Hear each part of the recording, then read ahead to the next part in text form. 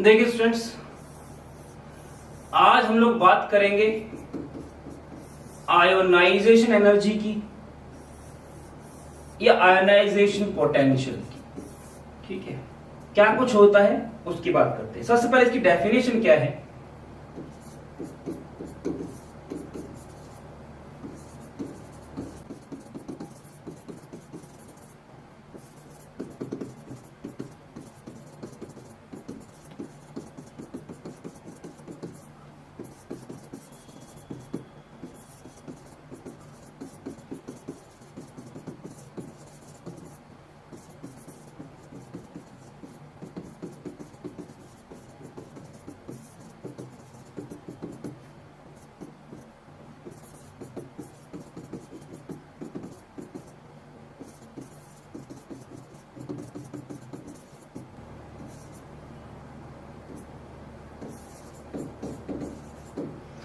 तो क्या होता है, ये कहता है हमारे पास एक गैसियस आइसोलेटेड एटम है।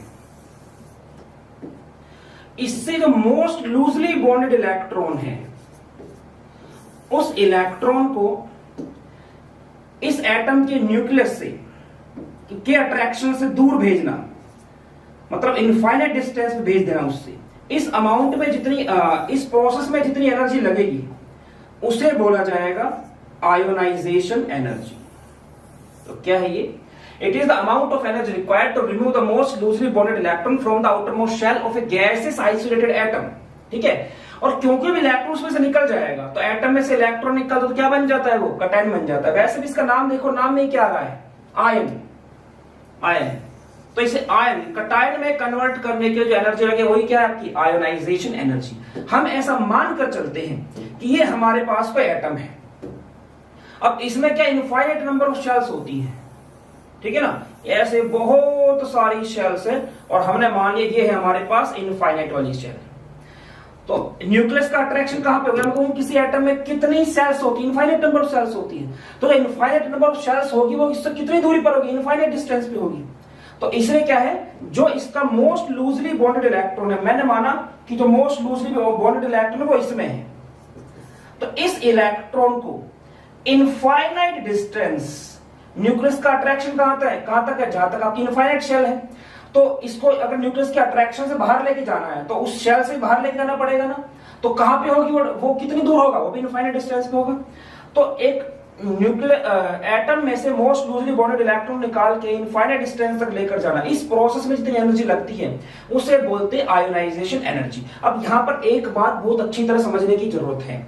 इनफाइनाइट डिस्टेंस का मतलब ये बिल्कुल भी नहीं है कि जैसे मान लो ये मैं कहूं कि हमारे पास जो बोर्ड है इसका कोई एटम है तो उसका इलेक्ट्रॉन कहां तक पाए जाने की पॉसिबिलिटी है? मैं कहूं इनफाइनाइट डिस्टेंस तक, क्योंकि इनफाइनाइट नंबर ऑफ शेल्स होती है।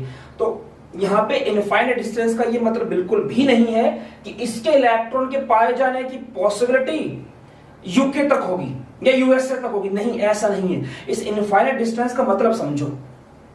इनफाइनाइट डिस्टेंस का सीधा सा केमिस्ट्री में ये मतलब है कि कोई चीज है, जैसे ये एटम ही है, ठीक है ना? इसमें कुछ भी परिवर्तन हो रहा है, इस एटम के अंदर कुछ भी परिवर्तन हो रहा है, उसका इस पर कोई असर नहीं पड़ रहा। मतलब इसके होने और ना होने का इस पर कोई असर नहीं पड़ता। तो ये कितने डिस्टेंस पे होगा? इससे इनफाइनाइट डिस्टेंस पे। ये है इनफाइनाइट डिस्टेंस का मतलब, ठीक है? कि यहां कुछ रिएक्शन हो रही है, कुछ भी हो रहा है और उसके कारण यहां पर किसी तरह से डायरेक्ट इनडायरेक्ट असर नहीं पड़ रहा है। तो ये रिएक्शन इससे कितनी दूरी पर हो रही है? इनफाइनाइट डिस्टेंस पर, ठीक है? तो इनफाइनाइट का ये मतलब होता है यहां पे। अच्छा, अब देखिए, को जैसे मान लो मुझे इसको दिखाना पड़े तो अगर आप इसको इस तरह दिखाते हैं कि हमारे पास सोडियम है, सोडियम एटम, और हमने क्या किया, इसमें से एक इलेक्ट्रॉन निकाल दिया इसमें, क्योंकि देखो न्यूक्लियस ने पकड़ रखा है इलेक्ट्रॉन को, तो हम एनर्जी देंगे तो बाहर निकलेगा ना, क्योंकि हम पढ़ चुके हैं इस चीज को एटॉमिक स्ट्रक्चर में। इलेक्ट्रॉनिक एनर्जी क्या होती है? नेगेटिव। आपने फॉर्मूला पढ़ा था ये वाला, En = -13.6 Z²/n²।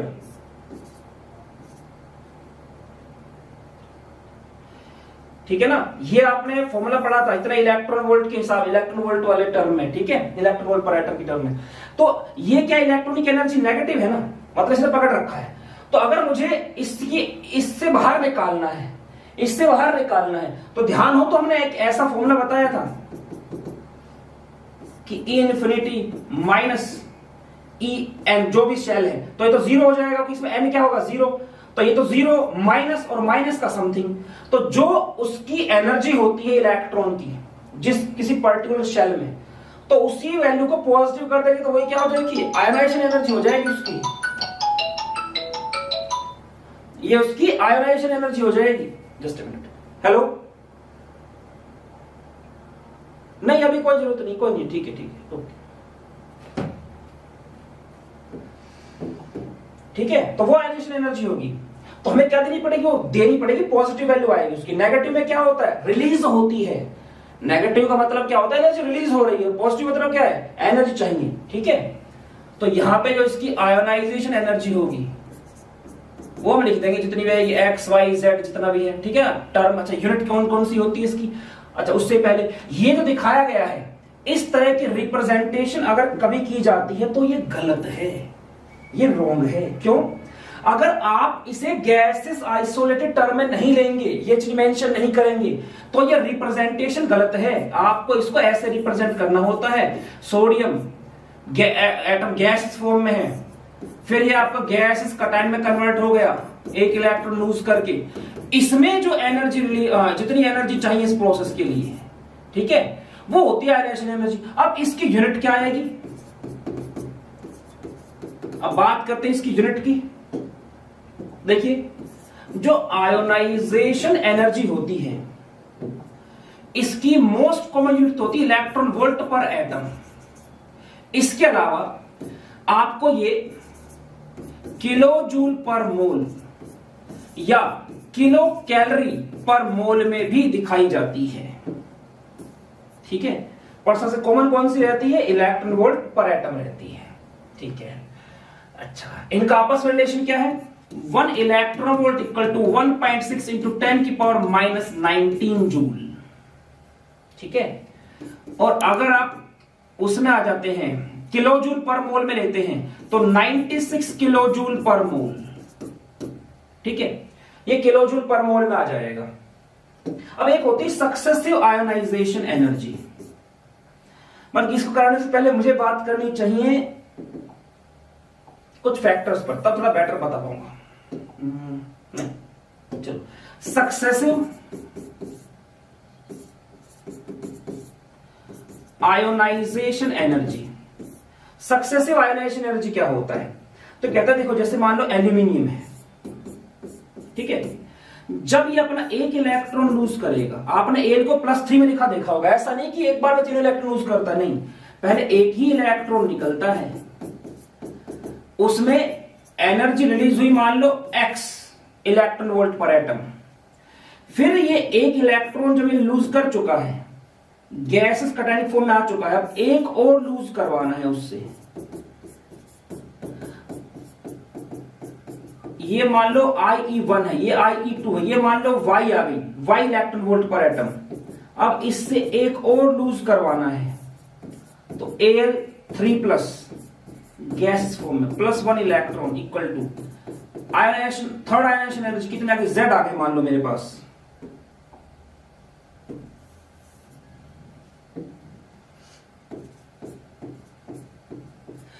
तो पहले वाली तो आयोनाइजेशन एनर्जी है। जब कोई गैस आइसोलेटेड एटम ऑलरेडी अपना इलेक्ट्रॉन खो चुका हो, हम उससे जब और इलेक्ट्रॉन निकालते हैं तो वो कहलाती है आपकी सक्सेसिव आयोनाइजेशन एनर्जी। तो जो आपकी IE1 है ये तो है सिंपल आयोनाइजेशन एनर्जी, लेकिन जो IE2 है और जो IE3 है ये है आपकी सक्सेसिव आयोनाइजेशन एनर्जी, ये है आपकी फर्स्ट सक्सेसिव आयोनाइजेशन एनर्जी, और ये है आपकी second successive ionisation energy. Confuse मत हो कि 3 लिखा हुआ है, 3 तो कहता है तीसरा इलेक्ट्रॉन निकला है इसमें से, ठीक है ना। तो पहले वाली तो सिंपल आयोनाइजेशन एनर्जी की डेफिनेशन के हिसाब से है, और जब कोई ऑलरेडी अपना इलेक्ट्रॉन खो चुका हो, गैसेस एटम और गैसेस कटायन में कन्वर्ट हो चुका हो, उसके बाद आप एक और इलेक्ट्रॉन निकलवाओ तो वो क्या होगा आपके फर्स्ट सक्सेसिव, एक और निकलवाओ तो सेकंड सक्सेसिव, एक और निकलवाओ तो थर्ड सक्सेसिव, और इनकी वैल्यू भी जो होती है इस तरह से वैरी करती है, ये इस तरह से। रीजन, आप जब इफेक्टिव न्यूक्लियर चार्ज निकालेंगे, भाई इफेक्टिव न्यूक्लियर चार्ज मतलब क्या, number of proton divided by number of electron. जितनी उसकी वैल्यू ज्यादा आएगी उतना अट्रैक्शन ज्यादा होगा, जितना अट्रैक्शन ज्यादा होगा उतना ही इलेक्ट्रॉन को न्यूक्लियस के कंट्रोल से बाहर निकालने का लगेगी, ज्यादा एनर्जी लगानी पड़ेगी। आप अगर इसमें देखिए 13 प्रोटॉन 13 इलेक्ट्रॉन, तो हमारा जेड इफेक्टिव कितना आ गया इसमें, इफेक्टिव सॉरी जेड इफेक्टिव नहीं, एनसीपी न्यूक्लियर चार्ज पर इलेक्ट्रॉन, एनसीपीई कितना आ गया, 1 आ गया। और इसमें कितना आ जाएगा 13 प्रोटॉन, तो उतने इलेक्ट्रॉन कम हो गए हैं। जब इलेक्ट्रॉन कम हो गया, अब इसमें से 13/12 1 से ऊपर आ गया एनसीपी, तो अब क्या होगा, अब आप एक और इलेक्ट्रॉन निकालना चाहते हो, ठीक है निकल गया। तो पहले वाले के मुकाबले क्या आएगी, ज्यादा एनर्जी लगानी पड़ेगी ना, इसमें एक आ रहा था एनसीपी, इसमें 1 पॉइंट समथिंग है, और इसमें क्या आएगा, इसमें आपका जो एनसीपी है इसका वो 13 बाई कितना आएगा, 11 आएगा, इसमें और ज्यादा लगानी पड़ेगी, ठीक है। तो इसलिए IE3 की वैल्यू ज्यादा होगी IE2 से, जिसकी वैल्यू ज्यादा होगी IE1 से। एक बार इसका स्क्रीनशॉट ले लीजिए, फिर हम आगे चलते हैं।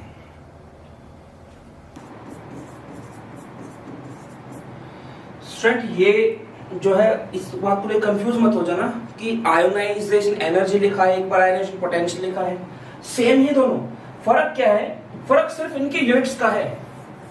आप अगर इस चीज को वोल्ट की टर्म में ले रहे हैं, ठीक है, इलेक्ट्रॉन वोल्ट में, तो ये आपका पोटेंशियल वाली बात हो जाएगी। और उसी चीज को आप जूल में लेके चलेंगे, किलो जूल में लेके चलेंगे, किलो कैलोरी में लेके चलेंगे, तो ये क्या हो जाएगा, ये आपका एक तरह से आयोनाइजेशन आयोनाइजेशन एनर्जी की बात हो जाएगी।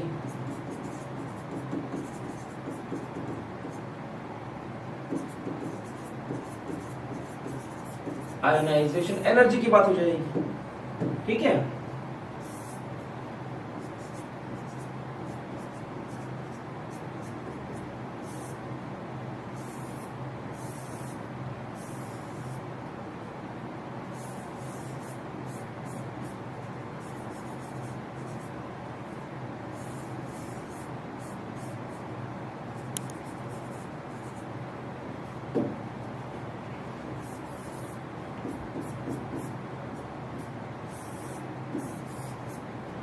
आपने यहां बैटरी लगा दी 100 वोल्ट, 200 वोल्ट, 1000 वोल्ट, जितने वोल्ट की है, कितना वोल्ट देने से, कितने वोल्ट की बैटरी लगाऊं कि इसमें से इलेक्ट्रॉन बाहर आने लग जाए,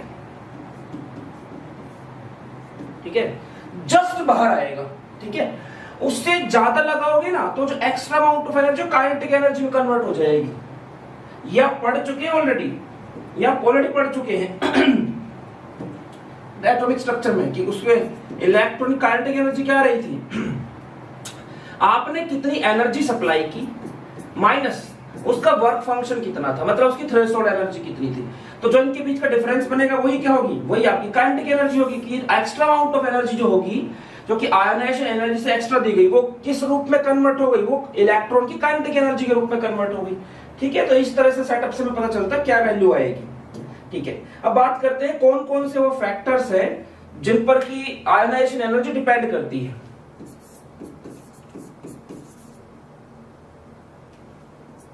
फैक्टर्स अफेक्टिंग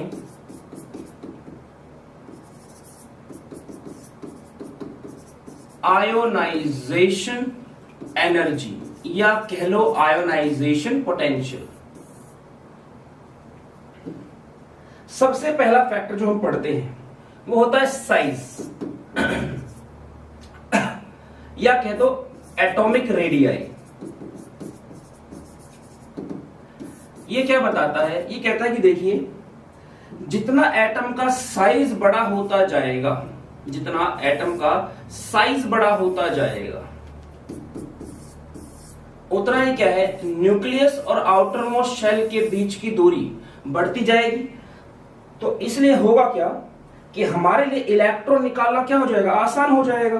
क्योंकि देखो न्यूक्लियस पे प्लस चार्ज है, इलेक्ट्रॉन माइनस चार्ज है, तो इलेक्ट्रोस्टैटिक फोर्स ऑफ अट्रैक्शन का फॉर्मूला क्या होता है, Q1 Q2 upon R square. R क्या है, दोनों अपोजिट चार्ज के बीच की डिस्टेंस। तो R जैसे जैसे इंक्रीज करेगा, R डिनोमिनेटर में आ रहा है, तो ये इंक्रीज करेगा तो फोर्स ऑफ अट्रैक्शन क्या कर जाएगा, डिक्रीज कर जाएगा। तो यहां से क्या पता चलता है कि जो रेडियाई है, जो एटॉमिक रेडियाई है, एटॉमिक रेडियाई और जो आपका आयोनाइजेशन एनर्जी है ये एक दूसरे से इनवर्सली प्रोपोर्शनल होते हैं। बल्कि इनवर्सली प्रोपोर्शनल की बजाय मैं ये लिखना पसंद करूंगा कि एटॉमिक रेडियाई जैसे जैसे इंक्रीज करेगी आयोनाइजेशन एनर्जी जो है वो डिक्रीज करेगी जनरली।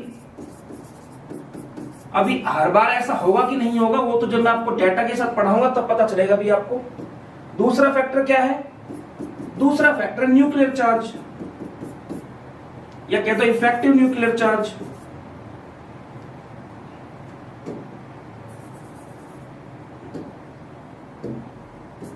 न्यूक्लियर चार्ज,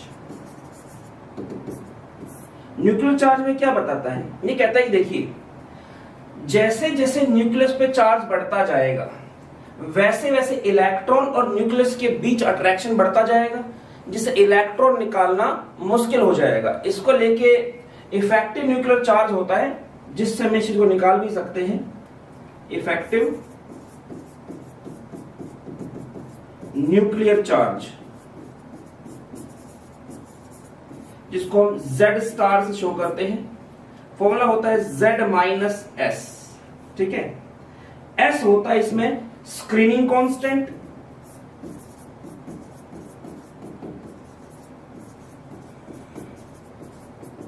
या कह दो शील्डिंग कांस्टेंट, या कह दो स्लैटर कांस्टेंट, क्योंकि इसको निकालने का जो मेथड है स्लैटर नाम के साइंटिस्ट ने दिया था, इसलिए स्लैटर कांस्टेंट के नाम से ही जाना जाता है। Z क्या होता है? आपका एटॉमिक नंबर होता है। Z स्टार आपका इफेक्टिव न्यूक्लियर चार्ज है। तो इसके बढ़ने से जैसे जैसे इफेक्टिव न्यूक्लियर चार्ज बढ़ेगा